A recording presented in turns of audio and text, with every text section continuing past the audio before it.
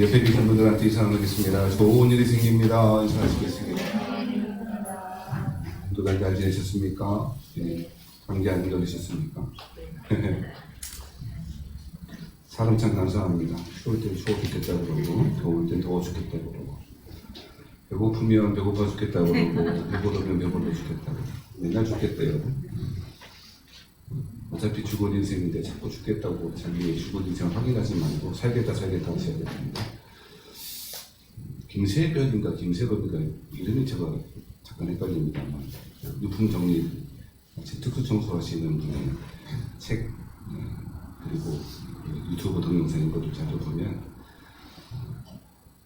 식구들 같이 있을 때도 같이 못 보겠고 너무 좀 뭐라고 좀 그래서 혼자 보면 그런 얘기 하더라고요. 어차피 죽을 인생인데 뭘 어떤 게 중요하고 살지.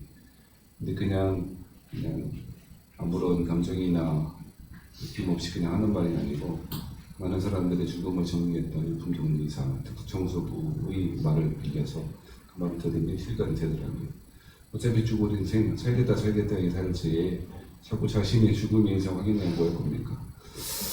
아무튼 연말이 되고 하니까 마음이 거시기 하시죠? 한 것 없이 벌써 12월 다 나왔고 첫 주가 됐는데 진짜 빠르게 지나가는 것 같습니다. 학생 때는 젊었을 때는 왜 이렇게 세월이 안 가나 그런 얘기를 어른들이 했는데 제가 요새 그러고 있다니까요. 얼마나 나이도 안 먹었습니다만 되게 빨리 가는 것 같아요. 40대는 인생의 속도가 40km, 50대는 50km, 60대부터는 과속 위반, 못 차. 확. 너무 빨리 지나요. 하나님 앞에서 결산할 때가 올 터인데 하나님께서 우리를 보실 때 뭐라고 하실지 염려되는 건 아닙니다만 하나님을 사랑하는 마음이 있는 사람들은 결산할 때를 감사함으로 준비하고 성실함으로 준비하는 한 달란트 받은 종이한테만 안 되고 나한테 받은 종이 되어야 될 줄 믿습니다. 우리 지난주에 고린도후서 말씀 3장의 앞쪽에 있는 부분을 살펴봤고요. 오늘 고린도전서 후서 3장 12절부터 말씀을 살펴보겠습니다. 여러분 예수를 믿는다는 것에 기독교 신앙을 갖는다는 것에 가장 큰 축복 중에 하나는 그저 예수 믿고 천당 간다라고 하는 것은 아닙니다. 천당 가는 것이 궁극적인 목적이라고 말하는 사람은 결혼식장에 들어가는 것이 목적이라고 말하는 것과 다르지 않습니다. 결혼식장의 목적이 아니듯 결혼 생활의 목적이 결혼 예식을 하는 것이 목적이 아니듯 예수 믿고 천당 가는 것이 그것 자체가 목적이라 할 수는 없습니다. 물론 천당은 어떤 사람에게 궁극적인 목표일 수 있겠습니다만 그것이 우리의 궁극적인 목표가 될 수는 없고 하나님께서 우리에게 주시는 기독교 신앙이 우리에게 주는 가장 큰 선물 중에 하나는 하나님과의 관계의 회복이고 그 관계 회복을 궁극적으로 한 걸음 더 나아가면 우리 맨날 관계 회복, 하나님과의 화평, 샬롬 이런 거 자꾸 이야기하니까 이제는 이해가 되는데 그렇게 하기 위해서 필요한 게 하나 있거든요. 그게 무엇이냐면 자유입니다. 자유가 없는 사람에게 사랑이란 불가능하고요. 그 자유가 없는 사람에게 관계 회복이라고 하는 것은 일방적일 수밖에 없으므로 온전한 자유와 사랑과 관계의 회복은 하나의 몸통을 이루고 있는 것이죠. 어떤 사람들은 하나님이 선악과를 왜 만들었냐고 이야기하고 질문합니다. 그런 얘기 하잖아요. 우리 하루 종일 우리 학생 때 그런 얘기 교회에서 저는 학생 때 청년 때만 했는데 하나님이 선악과를 아담과 하와가 따먹을 줄 알았냐 몰랐냐? 알았겠지. 하나님이시. 몰랐으면 하나님 아니니까. 그러면 다시 따먹을 줄 아시는데 왜 선악과를 만들었냐? 그러면 하나님 책임이지. 근사하지 않습니까? 논리적으로? 왠지 아니라고 말해야 될 건데 근사하잖아요. 따먹을 줄 알았으면 만들지는 말던가. 왜 만들어 놓고 먹지 말라고 그러냐? 그렇잖아요. 깨진 유리창 법칙이라는 거 아세요? 지나가는 동네나 차량이나 그 버려진 차가 있을 때 유리창이 안 깨지면 거기 쓰레기 버리지 않고 그런데요. 그런데 유리창이 하나 깨지거나 그러면 그 주변 일대가 다 유리창이 깨지거나 쓰레기를 가득차게 된다는 그런 이야기가 있더라고요. 그렇잖아요. 하나님이 아예 처음부터 선악과 안 만들었으면 그런 일이 벌어지지 않지 않냐라고 하는 것이죠. 이 문제를 깊이 생각할 시간은 없겠습니다만 궁극적으로 선악과는 자유라고 하는 것이 들어있거든요. 자유의지라고 교리적인 용어 쓰지 말고 하나님의 마음이 담겨져 있는 것이에요. 어떤 마음이냐? 남 먹으면 죽어 이거 말고 그건 선악과의 마음이 아니에요. 선악과를 통해서 보여주시는 하나님의 마음이 아니고 하나님이 우리에게 자유를 주셨다라고 하는 상징으로서 선악과의 역할을 이루는 것이죠. 여러분 할 수 있는 것, 할 수 있는 것, 없는 것을 정해놓고 하나님 그렇게만 코딩하듯이 컴퓨터 프로그래밍 하듯이 만들었다면 그것은 사람이 아니고 하나님의 방식이 아닐 것입니다. 인격적이라는 말이라고 하는 것에는 그 안에 가장 중요한 포함하는 단어는 자유라고 하는 것이죠. 자유가 없다면 인격적이지 않죠. 하나님이 인격적인 분이시다라고 하는 말은 우리처럼 똑같은 인간의 어떤 형상을 가지고 우리 입장으로 생각하지 말고 하나님이 인격적이시다라고 하는 것은 교제할 수 있는 사람과 관계 맺을 수 있는 능력으로 우리를 지으셨다는 얘기고요. 그 핵심이 자유라고 하는 것이죠. 그러니까 예수 믿어서 우리에게 기독교 신앙을 갖는 것에 있어서 가장 큰 축복은 무엇이냐면 하나님 우리에게 뭘 주신다고요? 자유를 주신다는 거예요. 우리 한국에는 우리 대한민국의 특수한 사정 때문에 자유하면은 자꾸 태극기가 생각나서 그런데 기독교 신앙이 자유라고 하는 것은 그걸 훨씬 더 뛰어넘는 것일 수밖에 없죠.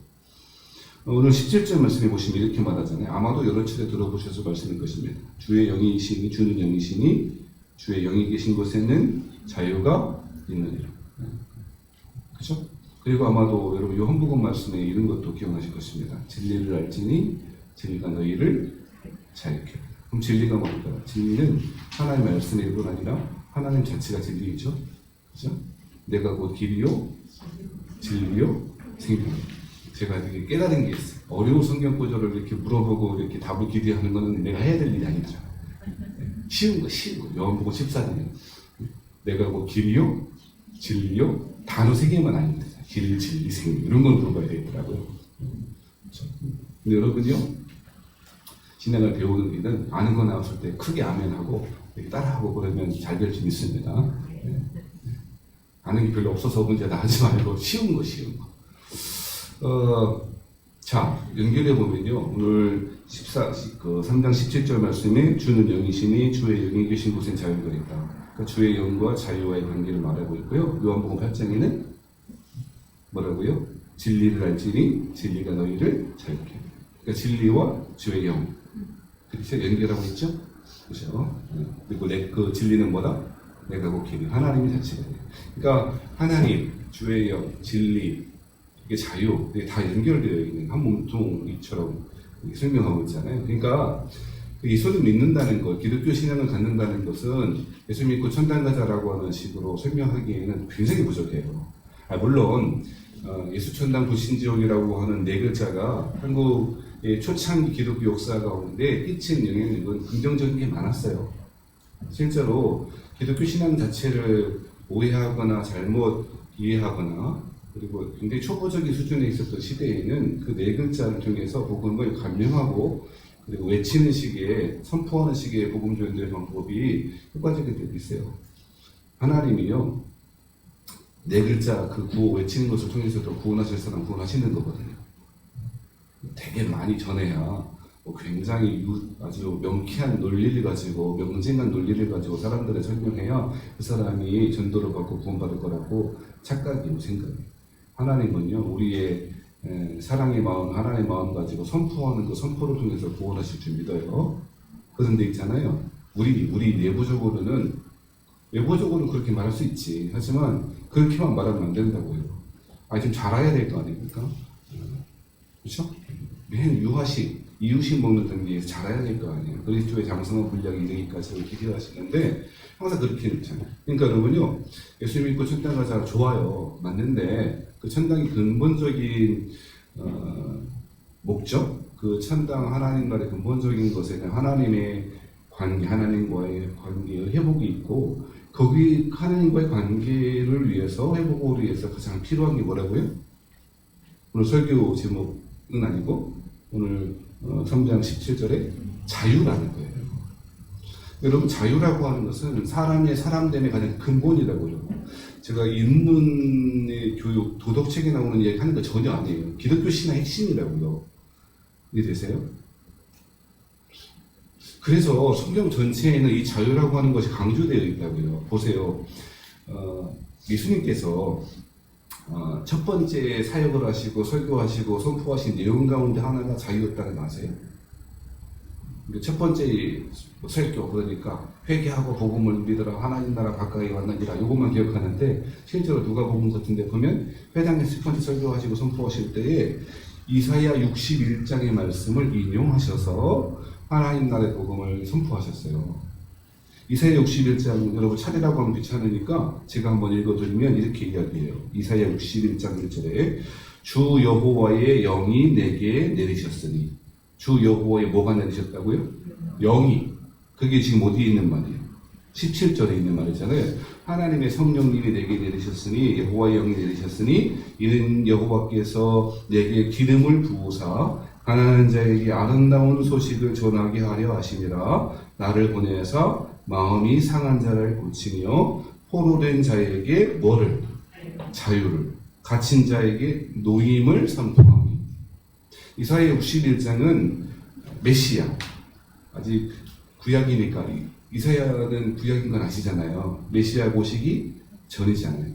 그러니까 메시아가 오시면 그 메시아의 사역, 그 메시아의 주된 속성, 성품이 뭐가 될 것이냐 라고 하는 것을 선포하고 설명했거든요. 그 이사야 61장이에요. 그래서 메시아가 오시는데 주 여호와의 영이 그에게 임하실 것이고, 그러면 그 메시아의 사역이 어떻게 드러날 것이냐면 가난한 자에게 아름다운 소식을 전하게 하심이라. 나를 보내서 마음이 상한 자를 고치니 포로된 자에게 자유를 주는 것, 자유를 선물로 주는 것, 그것이 메시아의 사역이라는 거예요. 예수님은 오신 메시아잖아요. 그러니까 예수님의 가장 중요한 사역 자체는 우리에게 뭘 주시는 거고? 자유를 주시는 거예요. 자유를. 이해되시죠? 사실은 이사야는 후기 선지자 있잖아요. 그런데 실제로 성경 전체를 보면 그 이전부터도 율법서, 모세 율법서에도 자유가 강조되어 있어요. 법의 형태로, 법령의 형태로. 모세 율법이라고 하는 게 법이잖아요. 그죠? 모세 율법하고 특이한 게 있는데 사람을 납치한 자, 옛날 성경은 사람을 후린 자는 반드시 죽일지. 후리다라고 하는 그 말이 참 희한한, 옛날 성경에 그렇게 번역했는데 납치하다, 키드냅. 사람을 납치하면 뭐 하래요? 반드시 죽이래요? 죽여도 된대요? 반드시 죽이래요? 반드시 죽이래요. 사형에 처해야 돼. 반드시 죽여야 될 죄라고 말해요. 그 말은 사람을 후린다고 하는 것은 그 죄의 범죄, 죄의 속성이 뭐냐면 누군가의 자유를 뭐 하는 거예요? 침해하는 거죠. 누군가의 자유를 침해하는 거예요. 근데 지금 이 자유를 침해하는 것을 누구에게 명령했냐면 자유로운 백성에게 말하는 거죠. 하나님의 백성들, 지금 신에서 언약을 받고 있는 그 언약 백성들에게 너희는 자유민이야. 애굽에서 포로로 사는 사람이 아니야. 하나님이 지금 이스라엘 사람들에게 포로된 백성에서 뭘 주셨지 지금? 자유를 주셨고, 이 자유를 하나님이 주신 하나님 백성의 본질적인 속성인 자유를 빼앗아가는 것. 그죠? 그게 후린다 라고 하는 표현이 쓰여진 거죠. 그 사람들은 반드시 뭐 하라고? 죽이라. 아유, 하나님, 뭐 하시니? 사랑의 하나님이 어떻게 심판하고 죽이라고 그러는데 그런 얘기 하지 마. 지금 논점이 그게 아니니까. 그러니까 하나님은 성경 말씀을 저기 가만 보면 예수님의 희년의 선포 이사야 61장에 기록된 말씀을 누가복음의 첫 번째로 하셨던 것도 그렇고 구약 전체에 걸쳐서 계속적으로 아예 구약 처음부터 지금까지 계속적으로 강조하고 있는 것이 뭐라고요? 자유로. 이 되시면 기독교 신앙의 가장 중요한 가치가 중에 하나가 믿음도 있고 소망도 있고 사랑도 있고 여러 가지 이야기할 수 있는데요. 저보고 이야기하면 자유가 굉장히 중요한 것. 근데 여러분, 하나님이 하나님의 백성의 가장 중요한 특징으로 자유를 주셨는데 그 자유를 뺏어가는 사람이 있다는 것이죠. 뭐가 뺏어갈까요? 누가 뺏어갈까요? 누가 그러면 사단이 혹은 내가, 내 스스로가. 뭐 때문에? 뭐 때문에 그러면요, 교회에서 그냥 죄 때문에 그러고 대부분 맞아요. 뭐 때문에? 죄 때문에. 사단은 인간에게 인간을 유혹하고 미혹해서 뭘 짓게 만들죠? 죄를 짓게 만들죠. 나는 스스로 내 욕망에 사로잡혀 뭘 지어요? 죄를 지어요. 죄를 지으면 뭐가 뺏기죠? 자유를 뺏어가죠. 이해되시죠? 어렵지 않잖아요. 여러분요, 하나님의 백성이 가장 중요한 특징으로 자유를 주셨는데 그 자유가 뭐 때문에? 누가 그러면? 사단 때문에 혹은 나의 욕망 때문에 그 자유가 뺏어가는. 왜 뺏기냐? 여러분, 자유라고 하는 것이 누가 준다고 했습니까? 자유는 하나님이 주시는 것인데 하나님을 벗어나는 순간 자유는 잃어버리는 것입니다. 자유는 하나님 안에 있을 때만 누리게 되어진 선물인데 하나님을 떠나가는 순간 그 하나님을 떠나가는 것이 죄이고 그 죄로 말미암아 자유가 박탈되어지는 거죠. 어렵게 생각하잖아요. 그렇잖아요. 그러면 우리 사람들이 사회에서 죄 지면 어디 가요? 감옥 가잖아요. 감옥 가면 뭘 뺏는 거예요, 지금? 자유를 뺏는 거죠. 간단한, 그죠? 근데 여러분, 사람에게 하나님이 백성의 가장 중요한 특징이 자유고, 죄 때문에 그 자유가 박탈되어지는데, 박탈되어지면 어떤 현상들이 벌어지냐면요. 사도 바울이 오늘 본문에서 설명하고 싶었던 내용인데요. 자유가 없어지면 그냥 그렇게 살면 되지 하는 것이 아니고, 아예 그 사람이 비참한 하나님의 백성 정도이 아니고 하나님의 백성이 아닌 것처럼 그보다 더 못할 정도 살아갈 수밖에 없는 상황들이 벌어집니다. 설명을 해볼게요. 여러분, 지난주에 단어들이 대조적으로 쓰였다 그랬잖아요. 특별히 여러 단어들 대조적으로 쓰였는데 그 중에 하나가 뭐였냐면 의의 직분, 정죄의 직분. 그게 구절이잖아요. 이해해요. 지난주에 한 거를 어떻게 알아요? 지금 10분 전에 한 것도 기억이 안 나는 거예요. 그죠? 이해합니다.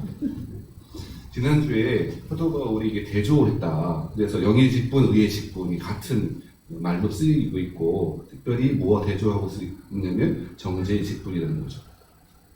자, 그런데요, 무슨 일이 벌어졌는지 설명을 들어보세요. 하나님의 말씀은 우리에게 뭘 주시기 위해서 주신 것 같아요? 오늘 괜히 왠지 그 자유 자꾸 얘기하니까 자유라고 하면 맞거든요. 뭐 하나님 말씀은 우리의 뭐를 위해서 주셨다고요? 잘하시네. 잘하셔. 자유를 위해서. 아니 그 얘기는 맨날 했잖아요. 스키장 가면 뭐가 반드시 있어야 된다. 또 스키 볼때요. 스키가 필요하지 그런 얘기 하지 말고 완전 그죠? 에버랜드 가니까 에버랜드에 그 타고 올라가는 거 있더만요. 에버랜드에 타고 올라가는 그 우리는 무서워서 아무것도 못하고 그냥 가는지 안 가는지 알 수 없는 올라가는 거 있잖아. 왜 밑에서 올라가는 거 그거 한참 기다 그거 탔네 세상에. 거기에도 항상 뭐가 있어 이렇게 밑에 떨어지지 말라 받쳐주고. 그거 만약에 생각해 보세요. 그거 없으면 타봤어요? 청룡열차 타는데 안전바가 없어. 탈 수 있어요? 그런 대단한 용체가 있으신지 모르겠네요. 하나님의 말씀은 우리에게 뭘 주시기 위하여? 자유를 주시기 위해서. 근데 여러분요, 희한한 일이 벌어졌어요. 사탄이 무슨 짓을 하냐면요, 그 말씀을 가지고 교묘하게 비틀어서 그 말씀을 사람들의 자유를 박탈하는 식으로 사용하기 시작했어요. 어떻게? 사탄이 그러는 거예요. 너 이러이러한 거 지켰어, 안 지켰어? 라고 질문해요. 두 가지겠죠? 지켰어, 한 명. 안 지켰어, 한 명. 그죠? 그런데 무슨 일이 벌어지냐? 잘 지켰어! 라고 하는 사람은요, 그 끝에 교만해져요. 그리고 안 지켰어! 라고 하는 사람은 끝에 어떻게 될까요? 불안하거나 두려움에 떨거나 죄책감에 빠져있어요. 그래서 하나님은 어떻게 오행하냐? 교만한 사람은 나한테 축복하셔야지라고 하는 하나님의 은혜와 축복을 당연한 것으로 여겨 은혜가 아닌 게 돼요.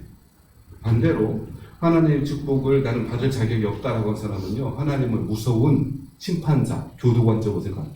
잘하나 잘못하나 하고 있는 거죠. 그래서 율법주의에 결국 빠지게 되고 하나님의 말씀이 우리 자유를 위해서 주어졌음에도 불구하고 그 말씀이 우리의 자유를 박탈하는 식으로 작동하기 시작해요. 그게 누가 한다고? 사단이 하는 일이죠. 악한 영이 하는 거지. 그죠? 그게 9절 말씀에 어떤 직분이라고 표현한 거냐면 정죄의 직분이다. 여러분 어렵지 않아요. 집에서도 그렇고 학교에서도 그렇고 사회에서도 그렇고 하지 말라는 거 하지 말아야 하고요. 하라는 거 해야 마음이 편하고 자유로워요. 그래 안 그래? 제가 예전에 서울에서 일이 있어갖고 이제 목사님들하고 같이 가다가 빨리 내려와야 될 일이 생겼거든요. 용서 왔어요. 제가 그래갖고 어떤 일이 벌어졌냐면 급해서 빨리 가야 돼갖고 그랬어요. 저희 차가 봉고차잖아요. 제가 고백하는 거예요. 내려오는데 6명한테는 5명 탔어. 5명. 원래 고속도로 몇 명 타야 돼? 6명 타야 되잖아요. 5명 탔어. 그래서 바쁘다는 게 목사님. 그러면서 좀 가자. 그러시더라고요. 그래서 제가 어떻게 했냐면, 무슨 목사님들이 하나님의 법도 안 지키고 국가의 법도 안 지키고 말이지 그러느냐고.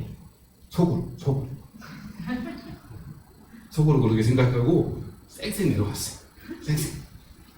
그러면서 어떡하냐, 속으로 내 마음에 내려오는 동안에 계속 마음이 어떨까요? 아싸, 빨리 간다 그랬을까요? 아니면 이거 걸리는 거 아닌가? 그랬을까요? 아, 빨리 가고 있구나, 아이고 좋다 그러면 양심이 확인받은 사람, 양심 작동이 안 하는 사람. 저는 그 정도는 아니고, 어떡하지? 아니나 달라. 옆에서 승용차가 지나가는 거예요. 승용차. 그러더니 갑자기 승용차에서 경광등이 나오더라고요. 세상에. 그래갖고 옆으로 세우래. 아맹 순찰. 세상에. 그래서 어떻게 했어요? 내려보래. 딱 세우더니. 몇 명이에요? 6명이라고. 제가 2인분 아니냐고. 라고 속으로. 하는 수 없이 그냥 12만 원. 물론 제 돈은 안 냈어. 같이 일 때문에 간 거니까 했습니다만, 그렇게 하더라고요. 그만하는 게 아니고, 그렇게 한 다음에, 딱지를 뗀 다음에 기분은 좋진 않더라고요. 내가 2인분인데, 사실은. 네. 좀 봐주지. 꼭 그렇게 그리고 제가 막 핑계 대는 거예요. 아니, 차가 꽉 막혀 있는 것도 아니고, 그때 안 막혀 있거든. 그냥 유수월하게 그냥 가고 있는 중이거든요. 속으로 속상해.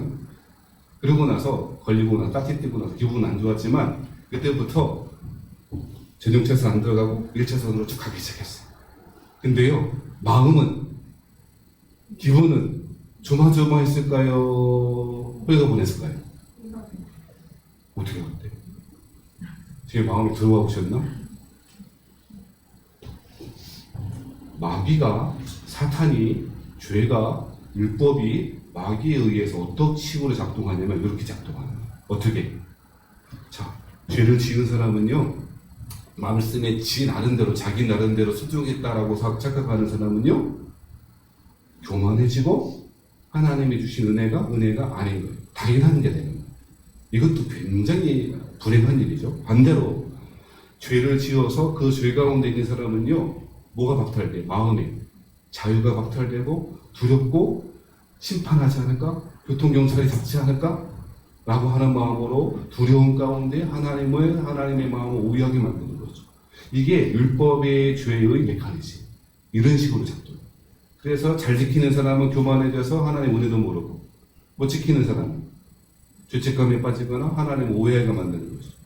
궁극적으로 이러한 방식은 하나님이 사람에게 주신 자유를 완전히 박탈시켜서 죄의 노예로, 율법의 노예로 살아갈 수밖에 없는 거죠. 이해되세요? 그러면 이렇게 하는 거예요. 사람들 이런 말씀을 들으면, 아, 그래, 그렇구나, 이해. 그렇구나. 내가 그래서 율법주의에 빠져있구나. 그러면요, 이렇게 앞으로는 내가 절대 죄 짓지 말아야지 하면 그 죄가 그 다음부터는 죄를 안 짓게 되나요? 아니면 또 기회를 틈타서 또 죄를 짓게 되나요? 속으로 대답해봐요. 남들 쳐다볼 거 없고, 여러분, 우리 스스로 한번 생각해 보십시다. 하나님의 말씀이 이러하다라고 하는 말씀을 배웠으면, 내가 이런 죄를 짓지 말아야지 결심한 대로 경건하게 삽니까? 아니면 기회를 틈타서 틈만 나면 죄 짓습니까? 당연한 거 아닙니까?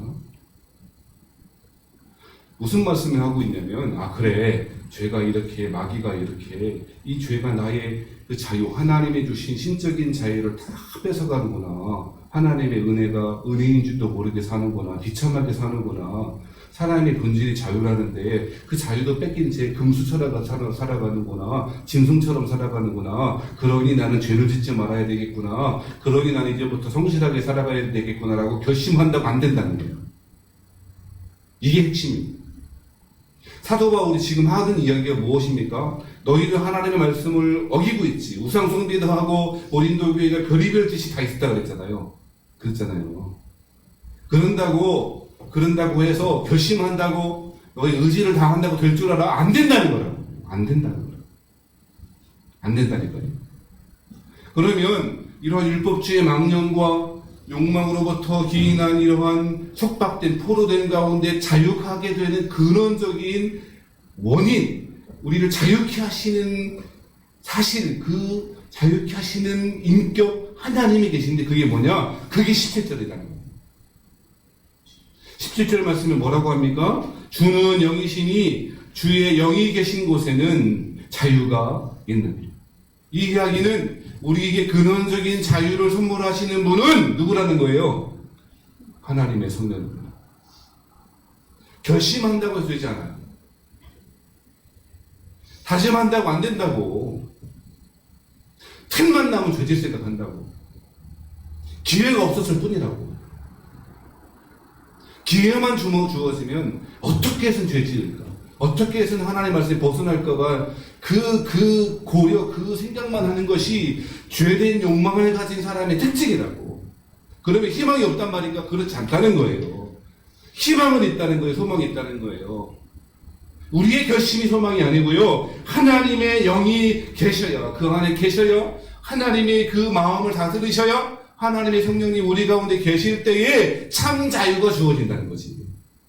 할렐루야. 그게 의의 직분이고 그것이 그 일을 행하고 그 복음을 전하는 것이 새 언약의 일꾼이라는 거예요.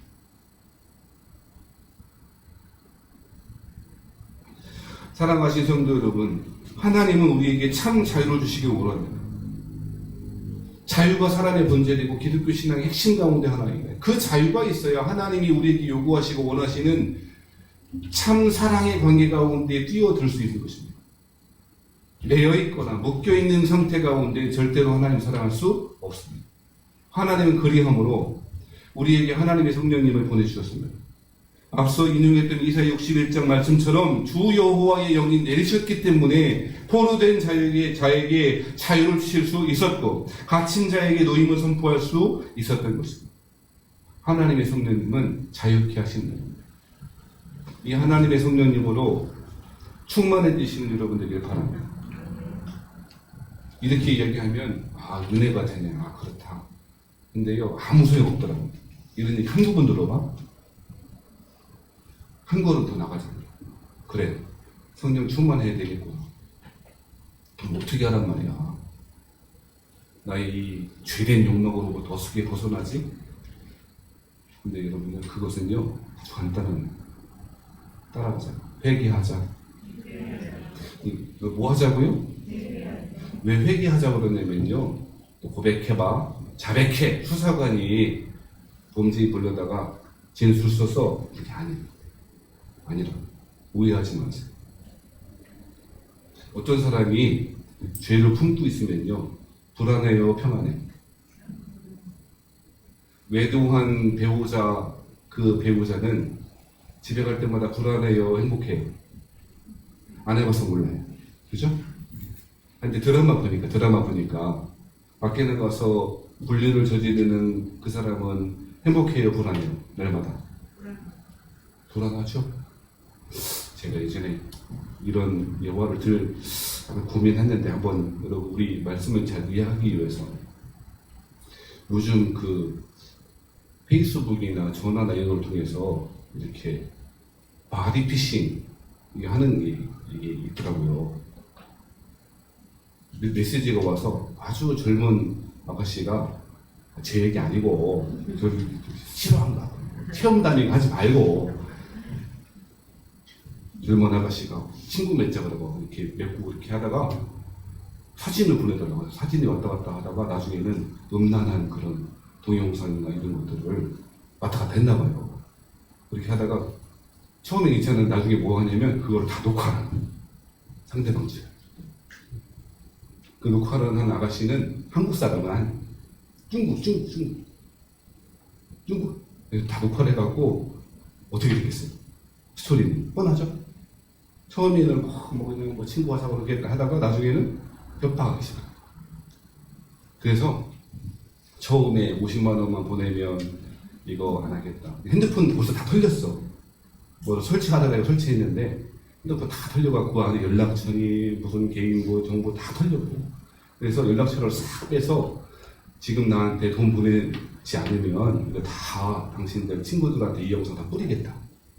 그런 이미 음란한 행동을 다 했어. 근데 놀라운 건 이렇게 당하신 분이 오늘 설교는 업로드 못하게 목사님입니다. 내가 아는 목사.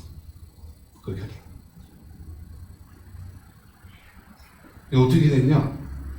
처음에 뭐 몇십만 원, 뭐 처음에 100만 원, 200만 원 하다가 좀 커졌고 이분이 또 더군다나 돈이 많아서 이런 분이 아니야. 가난해. 개척한 지 얼마도 안 됐어. 하다 안 되니까 나중에는요 완전히 그러기 상태에 빠지고 할 때마다 고발하겠다고. 고발하기만 해보라고. 당신 연락처에 있는 당신 딸내미도 있도록만 다 보낸다고. 나 지금 실제로 보냈어. 심각한 피해가 벌어지고 그렇게 됐어. 그 얘기 하려고 하는 건 아니고 이런 일이 벌어졌는데 이분이 너무너무 죽고 싶은 자기가 또 창피하고 못 살겠고 그랬는데 이 말 하려고 하는 게 아니고 그 아내 되시는 분이 집에 들어와요. 이분이 전화를 안 받고 목사님이 창피하니까 전화를 안 받고 피해 다니고 집에도 안 들어오거든요. 어떻게 했냐 이 아내분이 여보 전화를 받으세요. 전화 받으세요. 그리고 결국에는 이 여자 부인이 남편을 만나서 그간의 이야기를 하고 혼냈을까요? 위로해줬을까요? 우리 항상 둘 중에 하나를 선택하려고 하지 마요. 둘 다일 수 있잖아요. 혼내기도 하고 위로하기도 하고. 근데 여러분요 그렇게 결국에는 이게 어떻게 일이 벌어졌는지 무엇을 잘못했는지를 고백하고 나니까 그간에 내 가족이 알면 어떡하지? 다 까발려지면 어떡하지? 창피하고 두려웠던 마음이 일순간에 사라져요. 싹 사라져요. 물론 상처는 남지. 여러분, 제가 하나님의 영이 있어야 자유가 있다고 그랬는데 성령 충만해야 된다고 말씀드렸는데 성령 충만하기 위해서 뭐 하자 그랬죠? 3분절. 뭐 하자 그랬지? 회개해야 자유로워져요. 이해되세요? 이걸 교리적으로 설명하려니까 내가 방법이 없어요. 너무 어려울 거야, 시간도. 회개는 네가 이렇게 잘못했으니 합당한 벌을 받아라 하는 말이 아니에요. 살아가실 정도 여러분, 하나님은 우리를 징벌하지 않아요. 뭐 하지 않는다고요? 징계와 징벌은 달라요. 뭐가 달라요? 묻지 않을게요. 징벌은 받을 만한 자격이 있어야 받는 거예요. 내가 맨날 이야기하잖아. 태용이가 잘못하면 누가 벌 받아요? 예를 들어 미안하다 태용은. 미자가 미성년자를 줄임말이에요. 미자가 잘못하면 누가 벌 받느냐고? 부모가 벌 받아요. 부모가 책임져요. 책임은 책임질 수 있는 사람이 지는 거라고. 그러니까 하나님은 우리에게 징벌은 책임질 수 있는 사람이 벌 받는 거라고. 하나님 우리 벌하지 않아요. 뭐는 하시죠? 징계는 하세요. 훈련하시고 연단하시고 단련하시는 거예요. 그래서 뭐 하자고? 관계를 회복하자는 하나님의 뜻이에요. 그래야 참 자유가 있지. 죄로부터의 자유, 욕망으로부터의 자유, 율법의 매임으로부터의 자유, 포로됨으로부터의 자유는 회개할 때, 성령 충만하게 될 때 가능하다. 여러분 기도하세요. 이번 기도하실 때 애통하고 회개할 마음으로 충만해지시기를 기도하시는 한 주가 되길 바랍니다. 그게 하나님이 우리에게 주시는 자유로 향하는 근원적인 길일 줄 믿습니다. 이 말씀 잘 기억하시고 한 주간 승리하시는 기도 여러분 되시기를 주의 이름으로 축복합니다.